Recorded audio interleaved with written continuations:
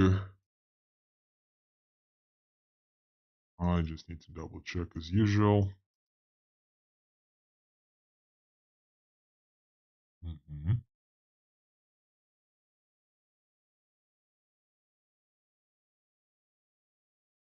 Okay.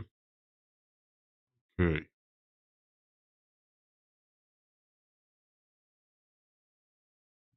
Hmm. Testing, testing, testing. Okay. Hmm. Okay, let me see. Is the sound good? Should be good. Okay. So, first things first. We getting more people to finally. Good morning, federal. We're getting way more people to finally become validators. So we started with 13. Now we have 26. Realistically, I think that's around 20.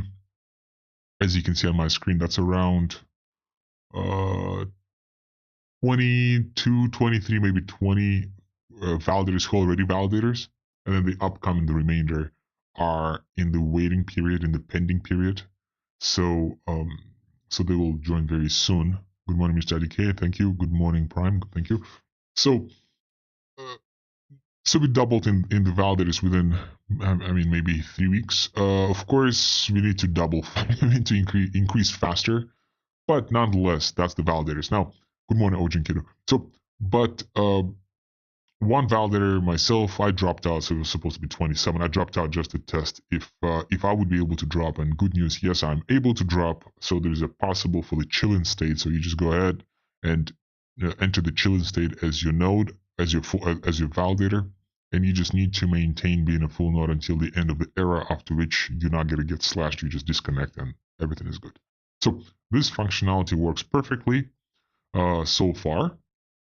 As you can see, these are some balances. So um, just, for those of you, lots of you guys asked this question, and I'm pretty sure lots of you guys already figured it out. But overall, so you have you essentially have two wallets. You have your staking wallet, then you have your, whatever stash, whatever we call it. So for the staking wallet, make sure that there's a little bit of free balance here for the transactions, right? So you don't bomb the whole thing. You need to have certain transactions, like a little bit of ghost to claim the staking rewards, to move balances around. So if you have 6 point whatever 9, the minimum, like bond that 6.9 and the remainder leave for gas fees, just so you have it, right? So just to paraphrase one more time. So you have your staking balance. The staking balance, you can bond a portion of the balance, but still leave a little bit of gas on that wallet to make sure that you can interact with that staking component.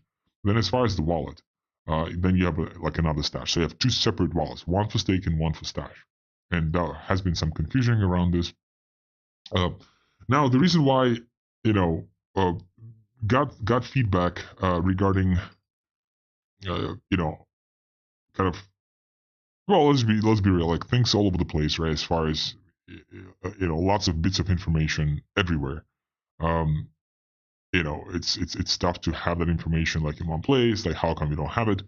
Uh, the answer is there's so many updates, and every single little thing just takes time to up to write about, and then those things change, so you have to go back to the blog and change it again. So it's like never ending correction.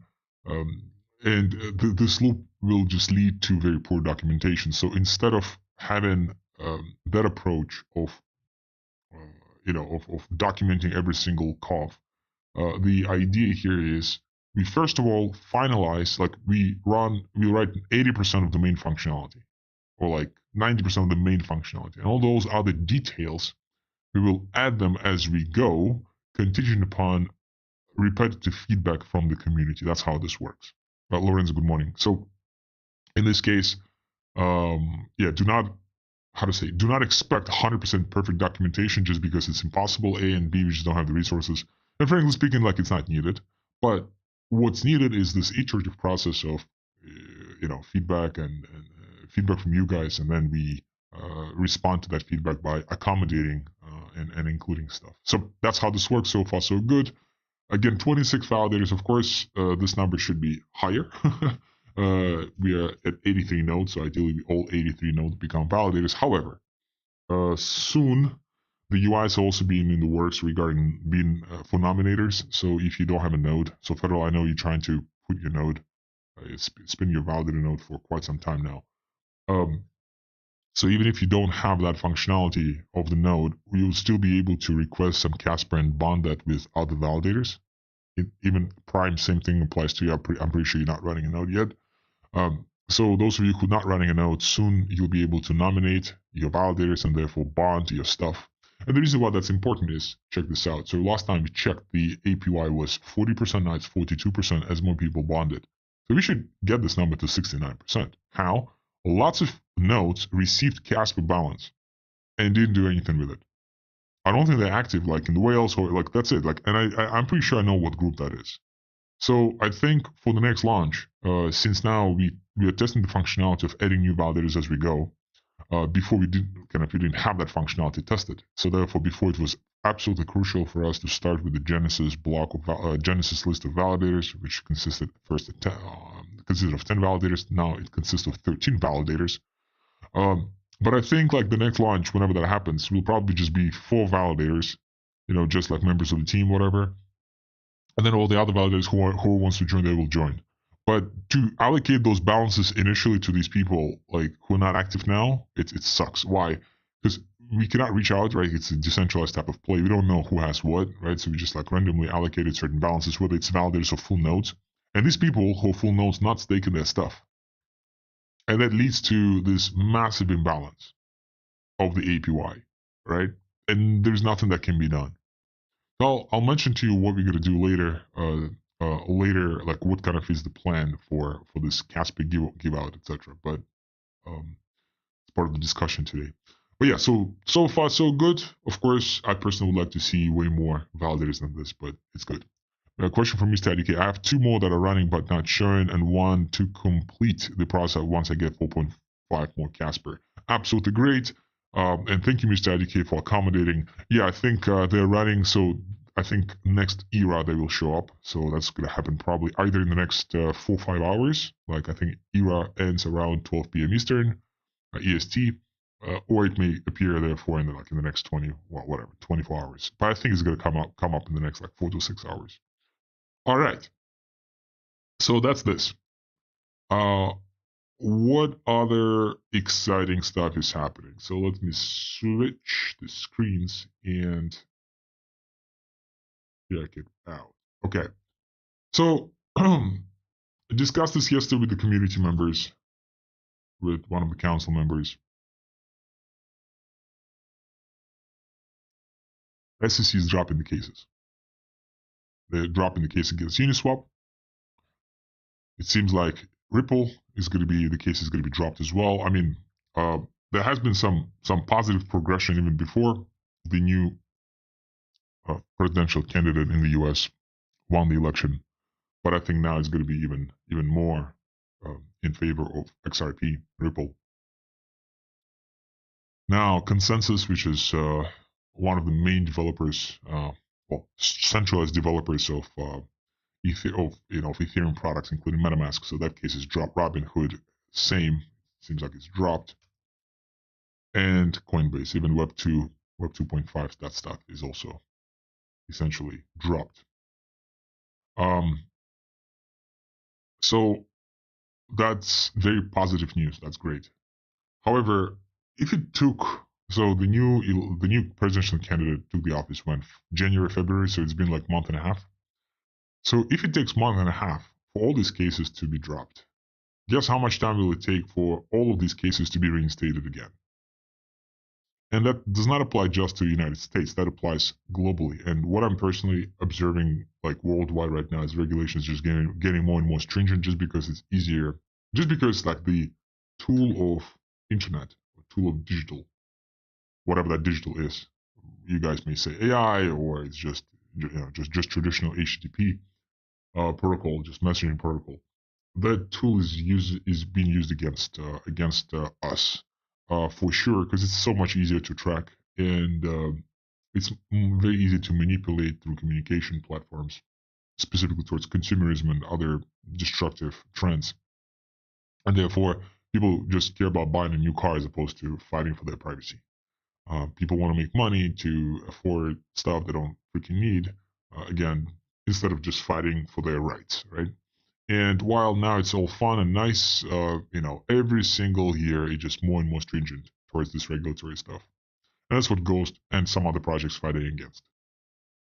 So, just an interesting case. And the reason why that's very interesting is because, so we are looking very, very, very forward towards launching Ghost DAO very soon, the first version.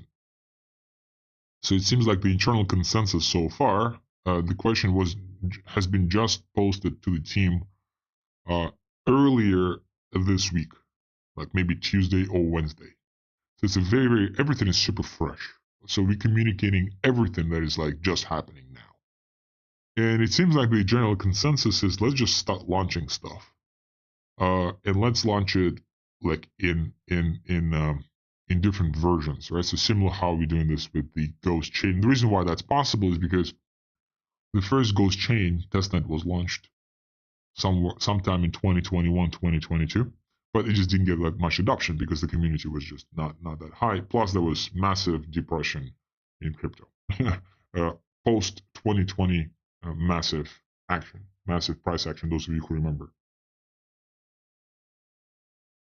So when we relaunched the Ghost chain testnet in September of 2024, we got a lot more adoption.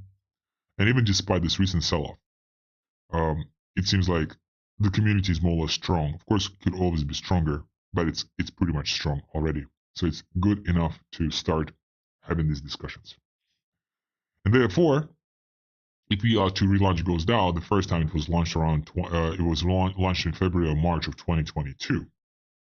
So also like pretty much 3 years ago. So if we are going to relaunch it, we're just going to be relaunching in phases. So the first phase is likely going to be very similar, or if not identical, to what has been launched 3 years ago. There have been multiple changes to how Ghost DAO is interacting with the overall Ghost ecosystem, including interacting with the bridges, including interacting with each other through cross-chain arbitrage, including different updated tokenomics, such as introduction of P-Ghost in particular, and all the rules around P-Ghost. That is not, by the way, the logic for that is not 100% finalized, but it's getting there. So, couple of discussions. So I know that on Whales Wednesday we've been discussing mostly Ghost Chain, these topics here, like the validators and nominators and stuff like that. And that has been somewhat helpful. We definitely got some interesting feedback from you guys from Wales, so thank you so much for that. I'll be honest, not everything has been helpful. Not every single feedback was helpful, but we are learning as a community, right? We are learning. And there has been some interesting factual feedback, right? Which is we are super grateful for. Most of what we're grateful for is that you guys are taking your time to learn more about these things, educate yourselves, and even if you don't have anything, quote, necessarily like amazing to contribute, that's still a great, amazing experience. Why? Because you are able to learn more, and so by the time you launch, you'll be able to educate your network around you how this works. Right? So it's not about necessarily offering feedback. It's really about learning and educating the community. That's the task number one. Luxury rights. Good morning. So now same thing will have to be done with Ghost DAO, and I think that this Wednesday we'll actually be focusing more on the Ghost DAO topics, although Ghost Chain topics not finalized. None of these are really finalized. These are open discussions, and they've been open discussions for quite some time. So on the Ghost DAO side, it's a Uniswap V2 versus Uniswap V3. It's really not Uniswap. It's just DEX V2 versus V3. Now Uniswap just came out with V4, just like literally, a couple months, whatever, last month, whatever. So maybe V4 will be added, as I mentioned before. EVMs to deploy. So which EVMs are to be deployed on? Are we going Ethereum? Are we going Avalanche? Are we going Lumia? There are multiple restraints to which EVMs we have to be deployed on. First of all, that EVM needs to have a DEX, whether V2 or V3, whichever we decide. And there also has to be a stablecoin. And the stablecoin, which is ideally decentralized, which is AKA DAI. That's pretty much like DAI has to be trading on that specific specific DEX or specific chain. Quick example, for example, so I'm not going to be able to give a quick example. Actually, I will be able to give a quick example as we finally, diving into this now. Avalanche blockchain, right? EVM. So Avalanche is really heavy on Circle USDC, super heavy on that, right? Similarly, how Tron, which is not EVM, they do have, I think, Tron VM or EVM compatibility, whatever. Tron is super heavy on Tether USDT as far as the stablecoin of choice. So Avalanche's stablecoin of choice is USDC. And problem with USDC is, or Tether, or any of the centralized coins is we can take them, sure, absolutely. We can use them as a backer. But then if Circle decides to, for some reason, freeze, some supply of the Circle because, whatever, it's touched some bad people based on chain analysis, data, whatever, that we have no control over because it's a free world. Well, that's what we want this world to be maintained as a free world. But if they do freeze a portion of their Circle, part of the treasury of Ghost DAO, then Ghost DAO will lose significant backing of Ghost as a token. And that's not good. And then Ghost DAO or governance has to somehow communicate with Circle to please unfreeze that balance of Circle and explain why that should be unfrozen and all this BS. And it's not that we don't want to deal with the bureaucracy. It's just that we don't know how to deal with that bureaucracy. We don't know who's in control. Of course, something is telling us that Circle and Tether with all these, these miracles, right? Like quote miracles of entrepreneurship. For some reason, nobody was really suing Circle and nobody was really suing Tether. They went after Uniswap, but they didn't go after Tether. That's fucking bizarre.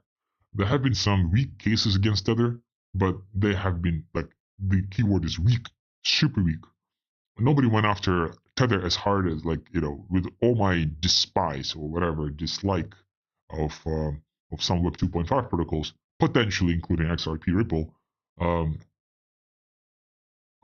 How SEC went after Ripple, it was crazy. Completely frozen the development, everything for 2 or 3 years. It's crazy. It's absolutely crazy. It's like a competitor, potentially Solana, by the way, was like behind the attack on XRP. Like, with all my dislike of XRP, like, I'm sympathetic to what the fuck is happening. And now the case is dropped, and all of a sudden XRP is number 3 again, right? Because Solana was number 3 before, right? Or whatever number. Yeah, after I'm talking about non-stable coins. After Bitcoin and Ethereum, Solana was number 3. Now XRP is number 3 again. But that's crazy, right? And we just don't know what this USDC people, what this USDT people will do, because how to negotiate with them? Like, if no significant serious cases have been introduced against Circle or Tether, chances are they're backed by the government or some extremely influential elites. So how do you negotiate with those elites, right? Like, how do you do that?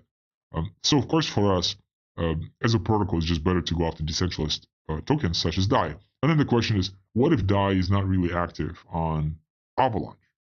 Chances are, it means that Avalanche is out of the question. Chances are we just don't work with Avalanche. That's unfortunately the truth. So those are tough decisions that we'll have to be making, and therefore we're not going to be bridging with Avalanche. And then Avalanche will either have to introduce DAI, or we have to advise the DAI community to introduce DAI. But then if you're going to go to DAI, they'll say, no, we're not going to do DAI anymore. We're going to do Sky. But Sky can also be frozen. Well, it's not frozen, cannot be frozen yet as of today, but it's a functionality that is possible to be added down the road, which is impossible to be added for DAI. So those are tough decisions that we have to make as a community. Which chains do we go to?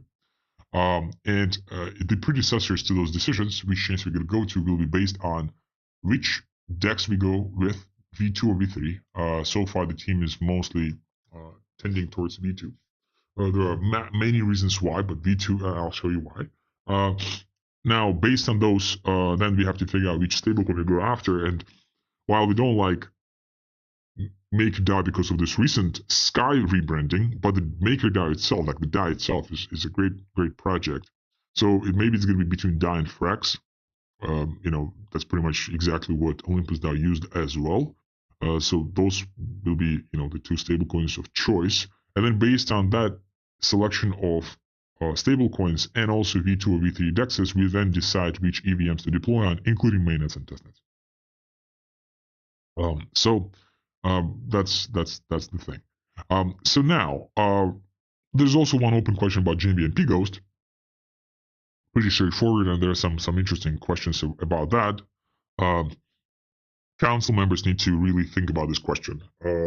And so far, my initial discussion with some of the council members have been very, very positive towards the direction outlined in this specific post, in this specific section. Let me quickly go over V2 and V3 and this stuff. Not sure if you guys remember last time I mentioned about the faucets of Sepolia Ethereum, where you cannot. Lorenzo asked a question about do you get any rewards for running a node? And the answer is, of course you do, but they're not like, how to say, they're not like, I run a node for a minute and I get reward for that minute. But I fired up because due to this, crazy experience with faucets, like absolutely insane. And I showed it to you guys where in order to get testnet tokens of Ethereum, I have to dox myself. I have to dox a phone number. I have to dox my Discord. I have to dox my Gmail account. I have to dox potentially the wallet because the wallet has to have minimum balance of whatever. And if I'm not a Web3 native, I will go to Coinbase, buy my Ethereum on Coinbase, and therefore dox myself that way. So after, like, it's crazy. Like, and again, question is, do you care about your privacy? We do. I do. Lots of people I know do.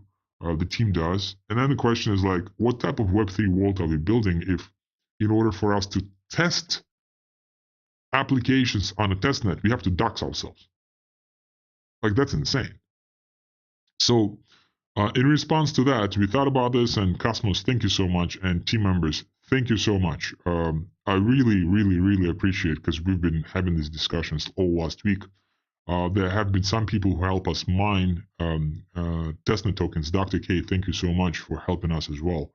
And we'll maybe asking community members very soon, Wales, to help us mine these tokens for the community effort, not for us, but in order to make this as a community project. But this is what we have, Ghost Faucet. This thing is live for a week. If you try to Google Ghost Faucet, you remember I tell you guys, we launch stuff every single week, and we do, sometimes twice a week. Like, we're moving very, very fast, and you guys need to hopefully be catching up with everything that is happening in the community. So it's very, very busy, and we don't intend to stop due to some members not being not being as fast as launches or deployments are. So Ghost Faucet enables you to get Ethereum Sepolia at this point of time, no KYC. All right, so this message needs to be reframed. This is just a quick MVP, super fast. Cosmos, again, thank you so much for putting this together. Team guys, thank you. Team members, thank you so much for also, helping with this concept. Dr. K, thank you so much for helping us mine Sepolia Ethereum. So Sepolia Ethereum is a testnet ETH. You can claim it. You cannot find, like, this is a week-old stuff. Week-old page. Less than a week. I think we launched this on Tuesday. This week. If you search for Ghost Faucet, you're not going to be able to find it on Google. Google doesn't even index it yet. So I'm not sure how people are finding it, but I'll tell you, 3 people per day request free Sepolia already every day. Literally, like, since the day we launched, 3 people, 3 separate addresses. I'm not sure if it's people or bots. 3 separate addresses request this free Sepolia every freaking day. We're going to be tracking it, and the idea is to see the growth. Right, so hopefully this week we'll have 5 people per day, and then the next week we'll have 10 people per day, etc. Right? Because we can't even, like, when I type in Ghost Faucet in Google or DuckDuckGo, I can't even find it. Like, I scroll through page 1 through page 15, I cannot find it. So we're not being indexed yet people somehow find us. So that's very interesting. This is going to be the faucet, and the idea for this faucet is to become the first, well, not become, but Neil, thank you so much. Not become, but make faucets great again. Right? Because faucets used to be really fucking awesome. They used to be Like, you didn't have to dox. You didn't have to dox. Like, why do you have to dox yourself to get a fucking free testnet token? Like, why is that even like why? Like, why? Because what? Google wants to collect your data and sell it to somebody? Like, why? This is bullshit. Like, that's against everything we stand for as Ghost. Privacy and anonymity. And this is just for testnet tokens. We want to do privacy and anonymity for real payments too, for cross-chain stuff. And that's why I thank you guys, as those of you guys who are validators and nodes and just supporters. Thank you so much for supporting the vision. So we'll see how this goes. We would like to add more chains. We would like to add more tokens as well. So this drop down has more tokens. I don't think we are actually able to distribute these tokens. I think that's just Sepolia ETH for now. But we just added just to get the request, like how many people want other tokens as well, just to test the demand. But the Ethereum tokens we are already distributing. So we're distributing Ethereum, Sepolia Ethereum tokens 3 times a day, right? Now it's not automated. It's like pretty manual. So it's a super fast MVP. We didn't put that much effort on purpose because we're just testing grounds. Why are we doing this? We're doing this to collect as much traffic as possible. Because this case, I'm not sure if I showed it to you guys on Stack Exchange. Maybe I should pull this up. But on Stack Exchange, you get like this request for free Sepolia Ethereum about 9 months ago, and it has 20,000 views. And there are no good answers to that. Like, people asking, where can I get Ethereum, Sepolia Ethereum tokens? And there are no good answers. Like, all the answers are where you have to dox yourself. So we could easily, get more traffic, and then I, of course, convert that traffic to Ghost if these people decide to. But if not, just be a good community project and just distribute stuff whenever we can. Now, problem with this Sepolia ETH, it's pretty difficult to mine it. It's very, very difficult. You need to dox yourself to some extent, but we didn't dox ourselves. We just, we just used some tricks. Some anonymity tricks which we're more than willing to share with those of you guys who would like to also mine Sepolia ETH and help us contribute to this cause. But so far it's interesting, right? And again, the goal is to generate as much traffic as possible and then to convert that traffic to Ghost. Now, why I spend so much time on this faucet today? Because first of all, Cosmos suggested this idea for like 2 years, and we've been like, whatever. But we got so like the pain we experienced became so big, so deep. Last week when we tried to get it again, and we knew that as a problem, but like we just didn't understand how aggressive this stringency for doxing yourself became in the last year alone. So we're like, you know what, fuck this. Let's just try to do it. Similar pain, even if not more, because I mean, I experienced that pain, but then the team also experienced it like aggressively. Is V2 versus V3. Okay?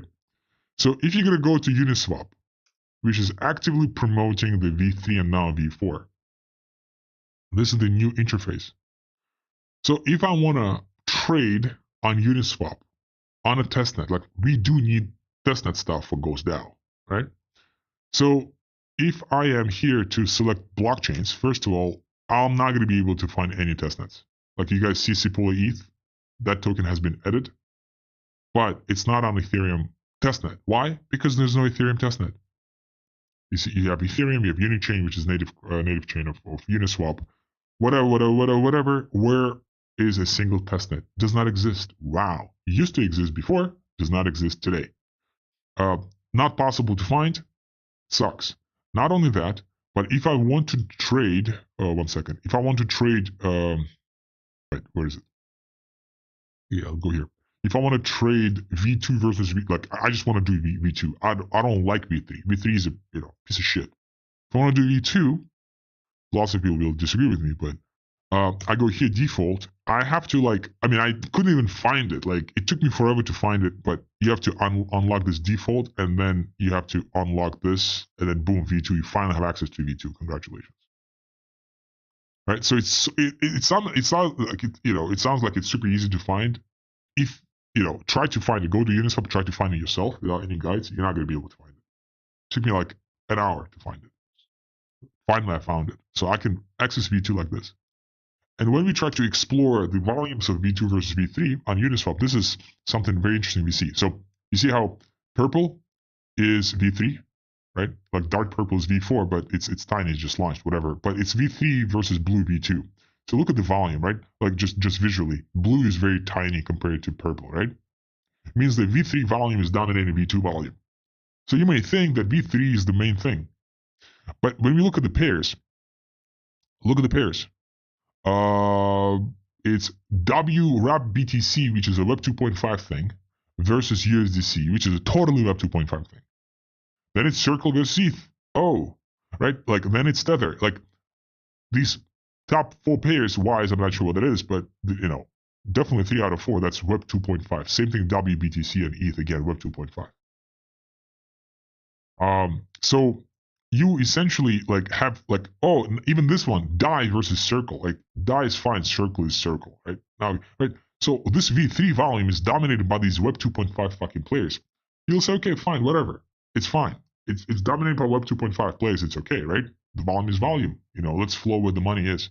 But when you try, I showed this maybe 3 months ago, maybe 4 months ago, when we looked into who are the main liquidity providers for Circle USDC pair. You may think that it's like million addresses. You'll find out it's 7 addresses who offer 90% of the entire liquidity. Now, guess who these 7 addresses belong to? Definitely does not belong to you. Definitely does not belong to retail users. It belongs to the Circle Foundation themselves, or some big-time VCs who are behind it, or the likes of the banks who are funding the treasury of the Circle of dollars, right? So here you have it. We are going for Web3 anti-establishment to get into the establishment. What's the fucking point? That's why we call this Web 2.5, because they're trying to portray themselves as Web3, but they're really just the same. They are really just the same. And of course, this volume is dominated by these fuckers. And that's why we see this.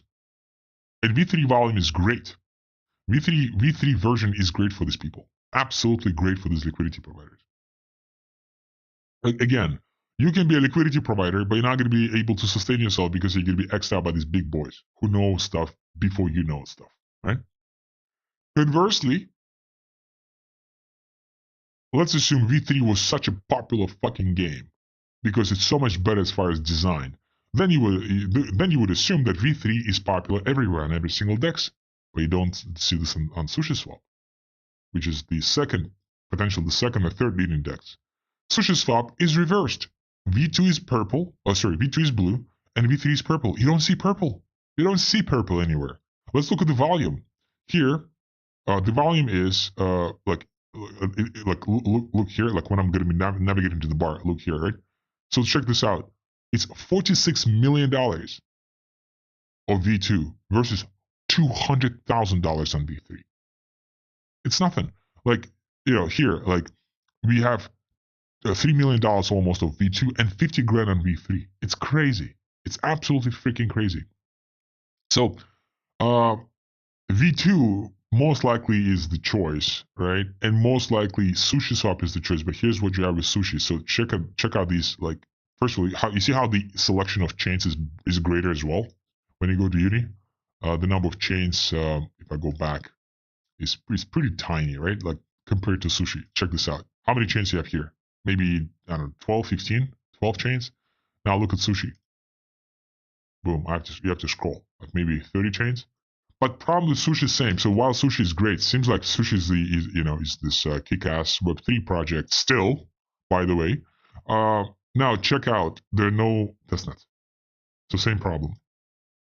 So the question is, how can we then build a proper experience, a proper simulation of the entire Ghost ecosystem comprised of the Ghost chain and Ghost DAO without having DEXs? And the answer is we'll have to probably build DEXs from scratch. Oh yeah. So this is the old school. You see, you don't see it. So in the navigation bar, you don't see it on the screen. It says dangerous because this is a GitHub repository for the user interface, open source.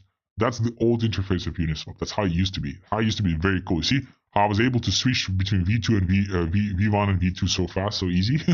And we did have testnets there. How do we know? Because we launched Ghost DAO before. We had testnets. We interacted with Uniswap V2, which was great. Great experience, those of you who remember. And the switch to testnet was very simple. In the URL, you just add /Sepolia. You just add / the network you want, and that's it. And we actually took the idea of /network, you know how Ghost airdrop.io / Ethereum / whatever. We took that concept from Uniswap. Because Uniswap, you know, were the first people to essentially, well, not the first people necessarily, but we took it from them, that concept from them. Now this concept is gone. They don't have it anymore. They don't have this, you know, in the URL, it just changed the chain and boom, it magically changed. It was not Sepolia back then, it was Rinkybi, those of you guys who remember. So Rinkybi is no longer deprecated, so whatever. C'est la vie. Okay, fine, that's cool. So we'll use this Uniswap interface, that's fine. So what? What's the point? The point is how equally it's painful for many people to interact with the testnet tokens and get testnet tokens without doxing themselves. Very similarly, people, gigachats, are dying to get V2. And they can't on testnets. They can't because they need the simulation environment.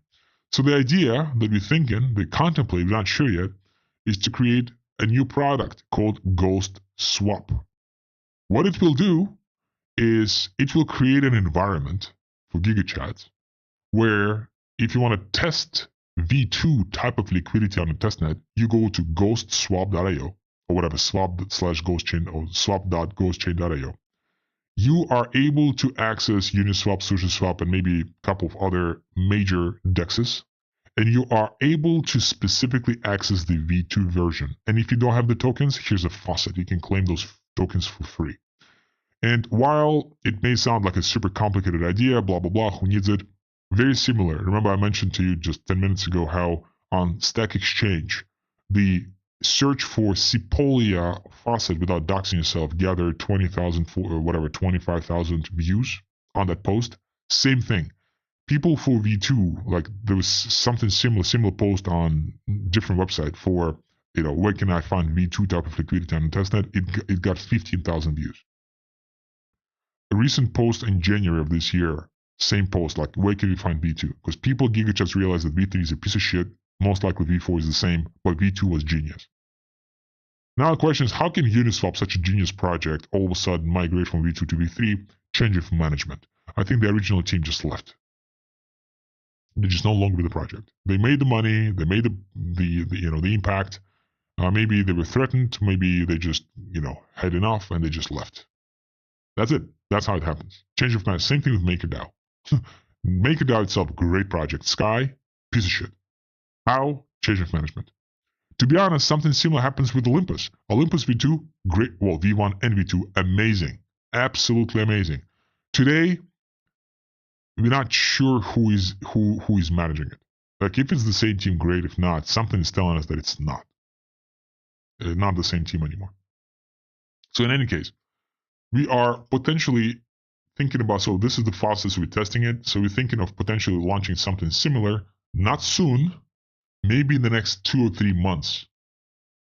Thinking about launching Ghost Swap, that again will just serve as a user interface. We're not going to be building DEXs from scratch. We'll just take the open source UI for the Unisushi, etc. We'll customize it to have the brand colors of Ghost, and then we'll be referring to the smart contracts on the testnet for these DEXs to create the simulation of DeFi on testnets, on leading testnets.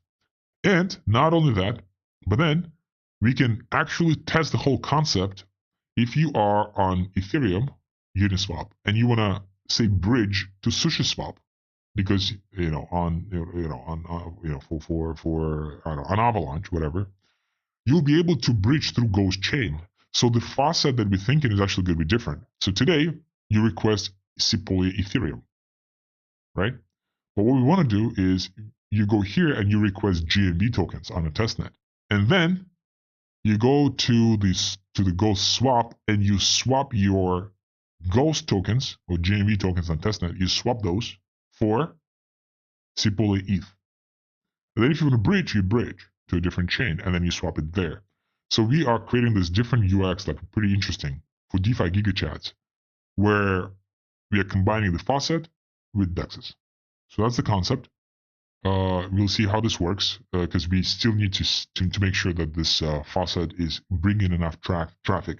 And of course, the point is to get as much traffic as possible of like-minded GigaChat individuals who may appreciate what we do with Ghost and who may become validators, liquidity providers, users, etc., community members. So would love to get your feedback on this, guys.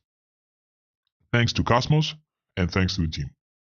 Great ideas, and this is just crazy. Those 2 weeks have been. That's why we are sorry for being slightly more inactive in the Whales group. We are just very busy because we realize how much stuff we need to build. Federal search Ghost Chain Faucet on Google. You'll find it. Thank you so much. So I tried to. So they will start indexing this very soon, or maybe they already started. So good that you see it. I searched for it 2 days ago, couldn't find it, so I'll try to do it again. Mr. IDK, you guys are geniuses. Thank you so much. Appreciate it. Now let's go back to the questions. Federal Ghost is the best project out there. Privacy is power. Thank you so much. That's exactly what. And while it seems like, oh, come on, so many projects, fighting for privacy, fuck, whatever. Like, let's just, Solana, just produce 10,000% in a year. Let's go Solana. Listen, like, you didn't make money on Solana. There's an impression that you may make money with Solana, but you're not necessarily going to make it. But privacy is a long-term trend. And I mentioned this yesterday to the council. So Linux, for example, versus Windows. So Windows is still number one. Windows is still 75% of all the machines in the world run Windows operating system. But Linux, over the last 20 years, I would like to present that stats. Linux, over the last 20 years, 10x'd. And Linux is open source. It's private, pro-privacy, right? So Linux used to be 20 years ago, 0.5% of all the computers run Linux. Today it's 5%, including servers. Yes, Windows is still 75%. What's going to happen in 20 years? And we are for the long term. Like, when people say, oh, we are for the long term, they mean like we are probably for a year, right? Like, let's go and get listed on CoinMarketCap and exit within a year. Long term means we are for the long term. Google exists for the last 30 years. It took 30 years for Google, 30 years, to become, a massive monopoly it is today. It took Apple, I don't know how much, maybe 60 years. When did they start? Like a long time, right? It takes time to change the status quo, and that's what we're trying to do here. And privacy is what people will want and people will request. It's just a matter of time, and it's happening already. Now, we had some questions before. Let me respond. Mr. IDK, can you please explain how often we need to claim our earnings before they disappear? So, your staking rewards need to be claimed ideally once a day. Now, there are some bugs. The bugs are associated with, like I personally experienced it. I did not claim for like 2 days. And then I was able to claim all the earnings from the last 10 days or something, 10 eras. So they're bugs, which is great. So I didn't tell anybody on purpose because I wanted to claim it. So technically they're supposed to disappear every 2 days. So you're technically supposed to only see the last 2 eras. But I was able to see all the eras, literally, I don't know, 4 days ago for my new validator node. Legacy validator node doesn't see it. But try to get into the habit of claiming every day, every era. If you're going to be away from the machine, you're going to be in the chill state anyways, so that you don't get slashed, in which case it doesn't matter anymore. But if you are a validator, just claim once a day. When should you claim? After the new era begins, so around, I would say 1 or 2 p.m. Eastern, if I'm not mistaken, every day. All right, so on this note, again, we're not very, very active. We're less active in Whales today, like just last 2 weeks. We also sent this proposal to the council members regarding upgrading the bridge, waiting for their votes. We'll have certain decisions being made, and maybe we'll share with Whales, maybe not. We're not sure yet, but we're supposed to finalize the votes by Wednesday or Thursday this upcoming week, and those votes are in regards to the new updated version of the bridge, which is absolutely freaking kick-ass. And that has absolutely positive connotations for the validators. You guys would love that. Okay, on this, validators would love that. On this positive note, let's wrap this up. Mr. IDK, thank you so much. Appreciate this. I'll see you guys next week. Thank you so much. Have a good one. Bye.